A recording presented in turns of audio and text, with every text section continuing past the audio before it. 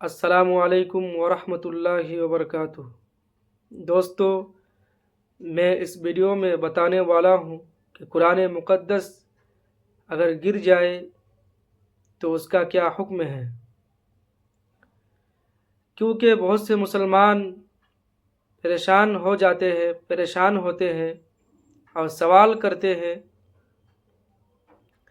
اس لیے کہ بہت سے مسلمانوں کو دیکھا گیا ہے کہ قرآن مقدس گر جاتا ہے تو قرآن مقدس کو وزن کرتا ہے۔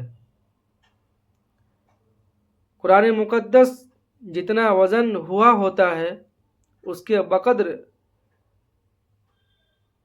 گیہوں، آٹا، چاول، طرح طرح کے اناج غریبوں کو، یتیموں کو، فقیروں کو، محتاجوں کو، مسکینوں کو جو ہے تقسیم کرتے ہیں، صدقہ دیتے ہیں۔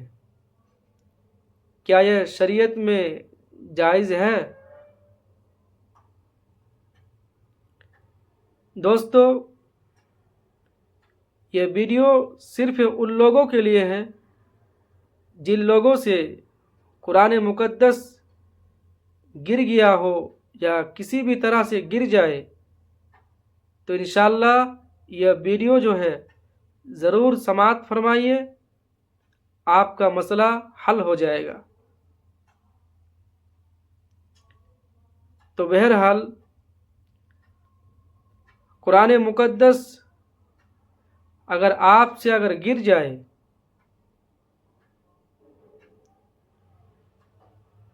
تو شریعت کیا کہتی ہے، مسلمانوں کو کیا کرنا چاہیے؟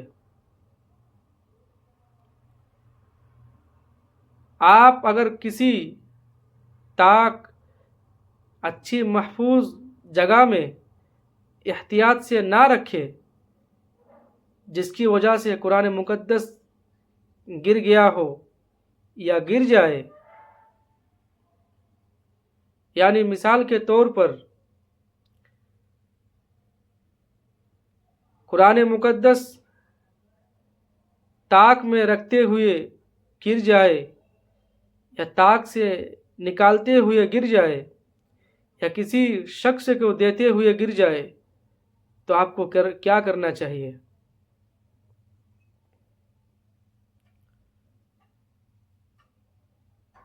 یاد رکھے، حضور صلی اللہ علیہ وسلم نے ارشاد فرمایا کہ گناہوں سے توبہ کرنے والا ایسا ہے جیسا کہ کبھی وہ گناہ کیا ہی نہیں۔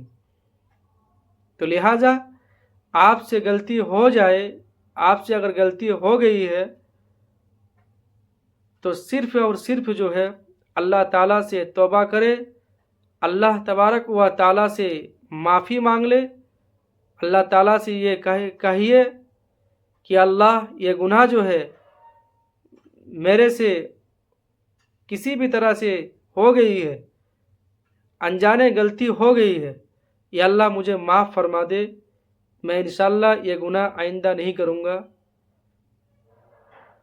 شریعت یہ کہتی ہے کہ اللہ تعالیٰ سے توبہ کر لے، نہ کہ مسکینوں کو، فقیروں کو، غریبوں کو آپ جو ہے کفارہ دے، تقسیم کرے، صدقہ دے۔ یہ شریعت نہیں کہتی ہے، یہ طریقہ جو ہے شریعت میں نہیں ہے۔